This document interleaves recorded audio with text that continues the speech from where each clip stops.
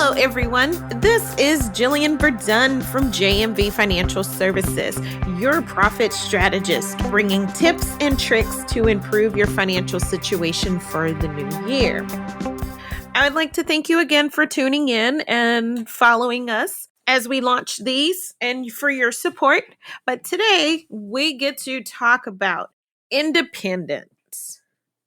And what does it mean to be financially independent?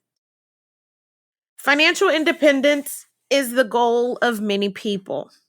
The idea of being able to do what you love, living stress-free of money concerns, is quite appealing.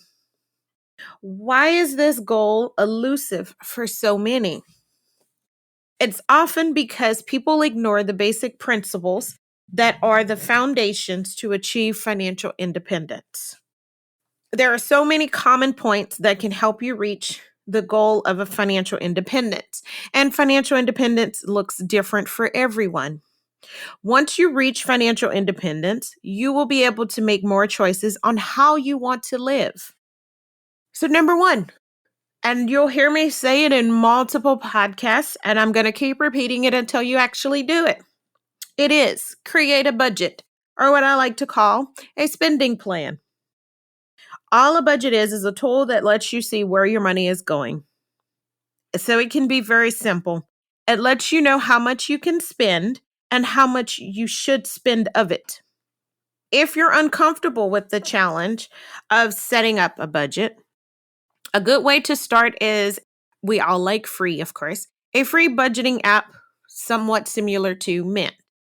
To build a budget on Excel, it's also possible. Have a column for income and a column for expenses. Make sure that your expenses do not exceed your income. And so many of us do. And once you put it down, you realize that you've been compensating with credit cards. And then you get into the credit card debt situation. You will list important categories of expenses first, like rent or mortgage, healthcare, utilities, and groceries. And on groceries, you can just create an estimate of how much you feel that you spend on groceries in a month. And then you add your entertainment, spending, and luxury items. Number two, live within your means. Living within your means requires knowing what your total income is. Income includes your job salary, government benefits, and gifts from others, if they so feel generous. Do not spend what you do not have is a golden rule. If you are bringing in $3,000 per month, that is absolute limit on what you can spend. You should use a budget to determine what you should be saving and paying for taxes. After that, you begin with what you have left over to pay for everything else. Live debt-free. Living free of debt is hard for many people. The cost of living is so high, and the temptation to buy on credit is everywhere. Try to resist incurring debt. Devise a plan for buying things with cash. And if you prefer the convenience of a credit card, use a debit card instead of a credit card. Why? Because a debit card will deduct funds out of your checking account. And that disciplines you to be more careful about how you use it. Be the creditor, not the indebted. Invest wisely. Wise investments mean picking good value at low prices.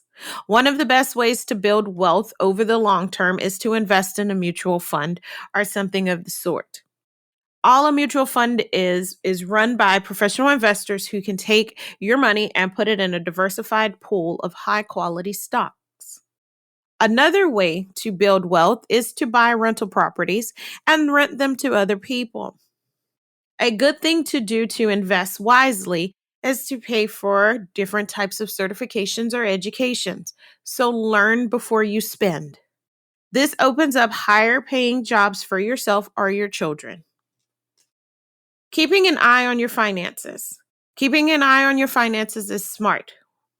It lets you start to see as a steward of a business that can benefit not just you, but others as well. A mature financial manager knows that giving back to the community is healthy. Make sure some of your budget is devoted to charitable giving. Your money does not go with you after you die, unfortunately. Wise contributions to family and others make sure that your legacy is a blessing and not a headache. Thank you for listening today, and please follow us on your favorite podcasts. Bye.